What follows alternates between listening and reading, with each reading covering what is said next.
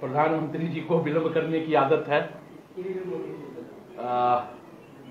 आज के इस संवाददाता सम्मेलन में हमारे साथ इस मंच पे हमारे दाहिनी अंतिम प्रदेश कांग्रेस के प्रवक्ता कमल ठाकुर जी हैं। उनके बगल में एआईसीसी के कोऑर्डिनेटर वैभव शुक्ला जी हैं। मेरे बगल में प्रदेश कांग्रेस के मीडिया चेयरमैन सतीश पाल मुंजनी जी हैं। मेरे बाएं अंतिम प्रदेश कांग्रेस के प्रवक्ता ऋषिकेश सिंह हैं।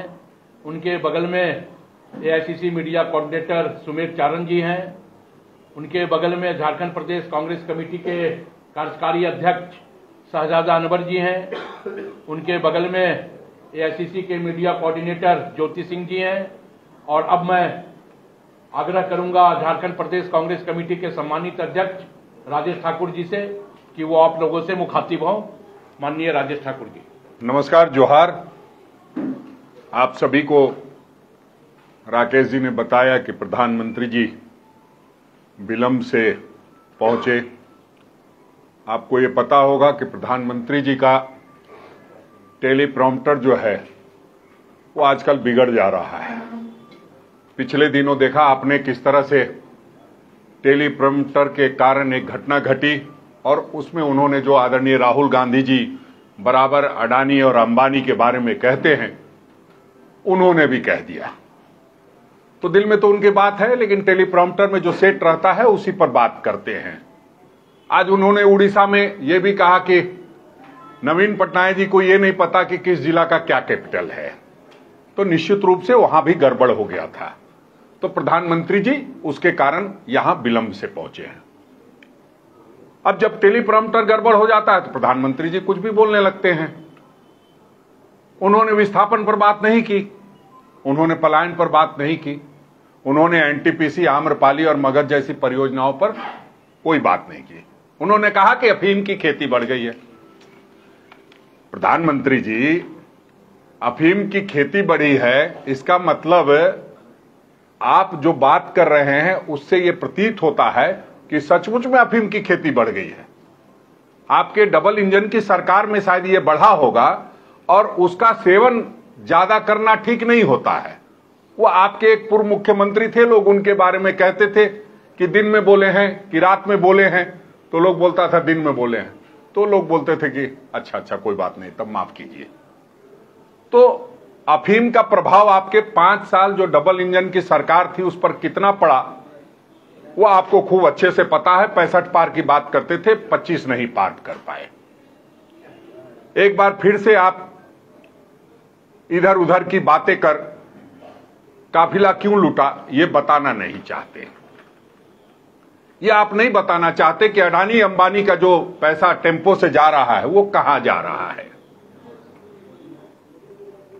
ईडी उनके यहां आप नहीं भेजते। मुझे तो उम्मीद थी कि प्रधानमंत्री जी यहां आने से पहले अडानी अंबानी के यहां छापे मरवा के आएंगे, तभी सीना ठोक के कुछ कह पाएंगे। लेकिन वो टेलीप्रॉम्प्टर की गड़बड़ी ने ऐसा कर दिया है कि अब उस पर भी वो कुछ ज्यादा नहीं बोल रहे हैं छापों पर। बेरोजगारी, भय, भूख, भ्रष्टाचार, इस पर वो कोई बात नहीं करते। वो ये नहीं बताते कि चतरा में जो उनका सांसद था उसको किस परिस्थिति में उन्होंने बाहर किया। ये बताना चाहिए ना कि पिछले 10 वर्षों ने उस सांसद ने कुछ भी नहीं किया और वो भारतीय जनता पार्टी का सांसद था। पलामू में भारतीय जनता पार्टी का सांसद था, वो कुछ भी नहीं किया। लेकिन पता नहीं चतरा वाले में क्या गड़बड़ी दिखाई और पलामू वाले में क्या सही दिखाई दिया। दोनों जगह वही हालत थी। तो आप अपने सांसद के किए गए कार्यों को नहीं बता सकते हैं क्योंकि आपने खुद से उसको रिजेक्ट कर दिया और आपने ये मान लिया कि आपके सांसद ने कुछ नहीं किया है। जो हालात बने हुए हैं देश के, उसमें प्रधानमंत्री जी आपको सबसे पहले अगर कुछ बोलना है तो इलेक्टोरल रोल पे बोलिए, कोविशील्ड पे बोलिए। आदरणीय राहुल गांधी जी जब कहते थे तब आप उनका मजाक उड़ाते थे। आज वो बातें सत्य साबित हो रही है और जब सत्य साबित हो रही है तो यह भी साबित हो रही है कि आपने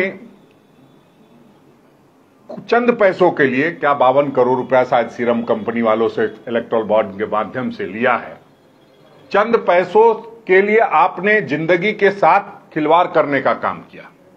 जब हमारी सरकार झारखंड में जिंदगी भी और जीविका भी दोनों देने का काम कर रही थी, उस समय आप वैक्सीन लगवा करके और उससे सीरम कंपनी से 52 करोड़ रुपए वसूलने में लगे हुए थे। तो हम समझते हैं कि प्रधानमंत्री जी क्या कह रहे हैं, क्या समझ रहे हैं और कैसी कैसी बातें करने लगे हैं। निश्चित रूप से ये उस बात का संकेत है कि जो 283 सीटों पर चुनाव हुआ है उसमें मात्र 43 सीटों पर उनकी बढ़त दिखाई दे रही है और जिसके कारण अब उनको सहारा लेना पड़ रहा है। हिंदुस्तान, पाकिस्तान, श्मशान, कब्रिस्तान, इस तरह की बात बोल करके वो कहीं ना कहीं ध्रुवीकरण कराना चाहते हैं, तुष्टीकरण की राजनीति करके। अब आपने देखा यहां पे कि जो सीपी सिंह जी बड़ी बड़ी बातें करते हैं, उनके यहां सीधा धर्मांतरण हो रहा है टोपी पहना करके। उड़ाव को टोपी पहना दिया, महतो को टोपी पहना दिया। अरे जब देश को, पूरे देश को प्रधानमंत्री जी टोपी पहनाने निकले हैं तो आपको क्या आफत पड़ी है जो आप यहां लोगों को टोपी पहना करके और उसको बता रहे हैं कि अल्पसंख्यक समुदाय के लोग भाजपा की सदस्यता ले रहे हैं। इसका मतलब यह है कि अब आपका किसी पे भरोसा नहीं रहा और आप समझ गए हैं कि बगैर इन वोटों के आपका काम नहीं चलने वाला है, क्योंकि कहीं आपको कोई वोट नहीं देने जा रहा है।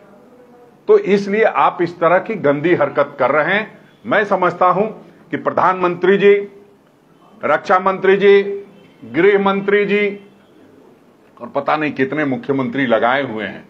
मुझे जो सूचना मिल रही है, ये मिल रही है कि नुक्कड़ सभा और नुक्कड़ नाटक का भी आयोजन किया जा रहा है।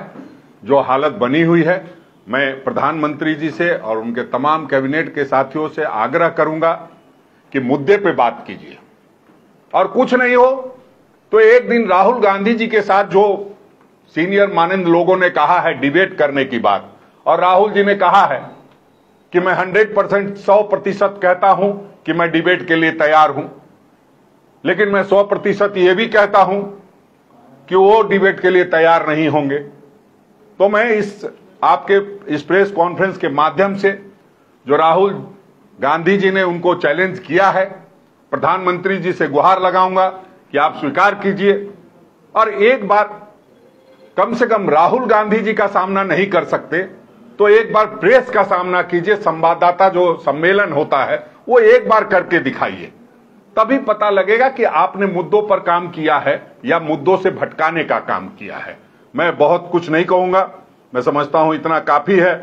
आप लोग अगर ईमानदारी से देखेंगे तो उनके बाद आप खुद से निकाल सकते थे, लेकिन हम लोग को एक दायित्व है कि आप लोग को बताने से कुछ ज्यादा अच्छा आ जाएगा। वैसे तो जितनी बातें कही है तमाम मित्रों ने अलग अलग उसका काट बताया है, लेकिन मैं जानता हूं कि अपने से आप लोग कितना कीजिएगा, उस निमित्त मदद करने के लिए आया हूं और मैं चाहूंगा कि इसको प्रमुखता के साथ आप लोग शामिल करेंगे अपने अखबार में, अपने चैनल में। और मेरे साथ राष्ट्रीय प्रवक्ता ज्योति कुमार सिंह जी भी हैं, वो भी अपनी कुछ बात को रखेंगे। नमस्कार भाई, नमस्कार दोस्तों।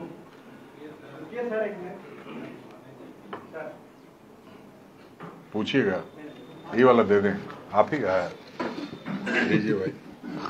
देने का अच्छा टेलीफोन तो नहीं ना। नमस्कार दोस्तों, हमारे पत्रकार भाई और हमारे सारे सम्मानित झारखंड कांग्रेस के नेतागण जो बैठे इस मंच पर, और हमारे जुझारू अध्यक्ष, जो यहाँ की जो बुनियादी बातें जो चतरा से जो रिलेटेड थी, इन्होंने बुनियादी बातों को उठाया। लेकिन दुख की बात क्या है?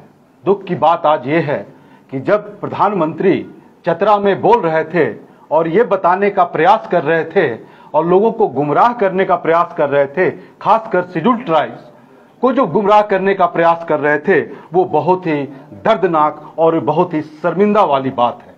उन्होंने कहा अपने स्टेटमेंट में कि जिस मर्यादा पुरुषोत्तम को राम को ट्राइबल लोगों ने मर्यादा पुरुषोत्तम नाम देने का प्रयास किया, ये वही प्रधानमंत्री जो हैं जो इस ट्राइबल एक महिला को बदनाम बेइज्जत करने का काम किया पार्लियामेंट को इनॉग्रेशन में नहीं बुलाकर।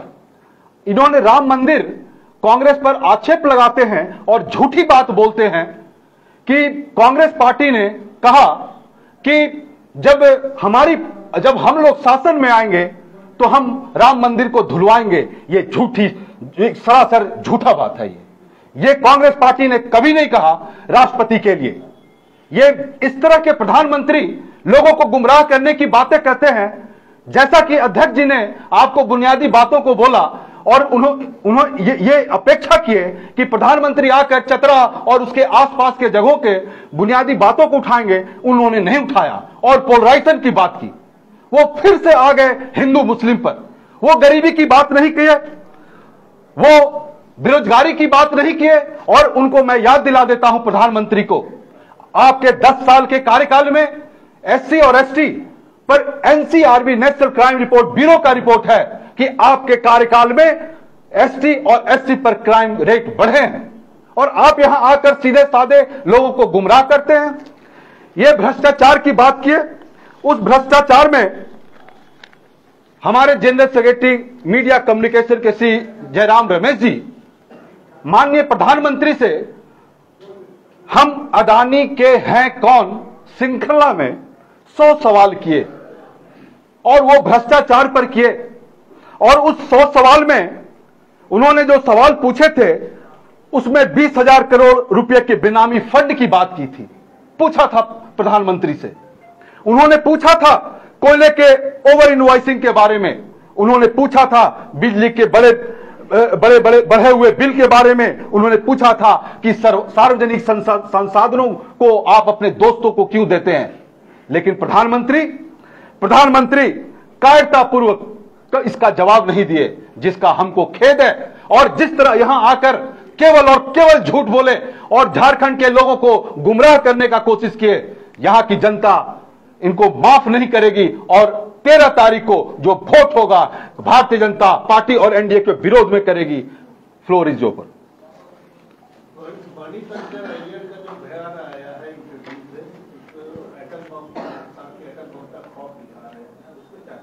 पक्का है पुरानी बात नहीं तो यही तो दिक्कत है कि कब की बात कब हो रही है, अब की बात नहीं अब हो रही है। कोई प्रासंगिकता है ही नहीं। वो निर्मला सीतारमन जी से विष्णु अग्रवाल मिलते हैं, उस पर कोई चर्चा नहीं है।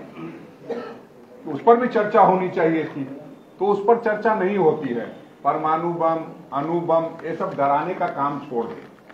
ये कहीं कोई डराने की कोशिश कर रहा है और देश को बरगलाने की कोशिश कर रहा है तो वो कामयाब नहीं होगा। सब लोग जानते हैं कि कभी का कहा हुआ, कभी की बात को ये लोग, अब देखिए, जब आदमी के पास मुद्दा नहीं होता है, जब आदमी के पास अपने काम का ब्यौरा नहीं होता है, तो लोग इसी तरह की बातें करते हैं। और इसीलिए मैं कहता हूं इधर उधर की बात न कर, काफिला क्यों लुटा ये बता।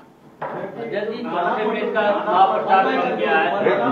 चौथे पेज का चुनाव प्रचार कम गया है। झारखंड के 4 सीटों पर मतदान होने सोमवार को। कितना कॉन्फिडेंस है? देखिए, मैंने पहले ही बताया कि 283 सीटों पर जो चुनाव हुआ उसमें 43 उनको रुझान बताया गया है। इसलिए आपने देखा कि किस तरह से एक 30 लोगों की सभा में मुख्यमंत्री और केंद्रीय मंत्री दिखाई दिए। आप लोगों ने कवर किया, मैंने नहीं किया। जो मुझसे आप लोगों से जो मुझे इनपुट मिला है मैं उसी की बात कर रहा हूं। तो जब वो नहीं हो पा रहा है तो आप समझ सकते हैं कि 4 सीटों पर जो चुनाव होगा उसका रिजल्ट क्या होगा। और मैं प्रधानमंत्री तो हूं नहीं कि 400 पार बोल दूं। मैं सीधी बात कहता हूं कि जनता जनार्दन सर्वोपरि है और जो मूड देखा है, जो आप लोगों से फीडबैक मिला है, उस हिसाब से हम 4 की 4 सीटें जीत रहे हैं। धन्यवाद।